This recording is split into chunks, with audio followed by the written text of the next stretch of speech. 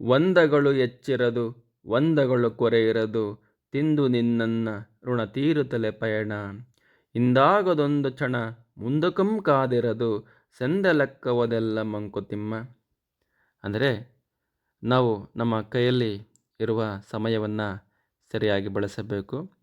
ಹೇಗೆ ವಂದಗಳು ಎಚ್ಚಿರದು ವಂದಗಳು ಕೊರೆಯಿರದು ತಿಂದು ನಿನ್ನನ್ನ ಋಣ ತೀರುತ್ತಲೆ ಪಯಣ. ನಮಗೆ ಒಂದು ಅನ್ನ ಋಣ ಅಂತ ಇರುತ್ತೆ, ಅಲ್ಲಿವರೆಗೂ ನಾವು ಇರ್ತೀವಿ ಅಂತ ಒಂದು ಮಾತು.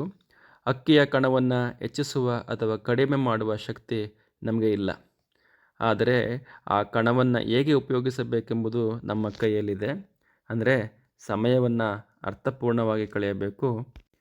ಇಂದಾಗದೊಂದು ಕ್ಷಣ ಮುಂದಕ್ಕುಂ ಕಾದಿರದು ಸೆಂದ ಲೆಕ್ಕವದೆಲ್ಲ ಮಂಕುತಿಮ್ಮ. ಜನನ ಮರಣಗಳು ಸಹಜ, ಅದನ್ನು ಯಾರಿಗೂ ತಪ್ಪಿಸೋದಕ್ಕೆ ಆಗುವುದಿಲ್ಲ. ಯಾರು ಒಂದು ಕ್ಷಣವೂ ತಮ್ಮ ಮರಣವನ್ನು ಮುಂದೆ ಸರಿಸಲಾರರು ಅಥವಾ ಹಿಂದಕ್ಕೆ ತಳ್ಳಲಾರರು. ಯಮಧರ್ಮರಾಜ ನಿಖರ ಲೆಕ್ಕಾಚಾರದಂತೆ ಸರಿಯಾಗಿ ಬರುತ್ತಾನೆ.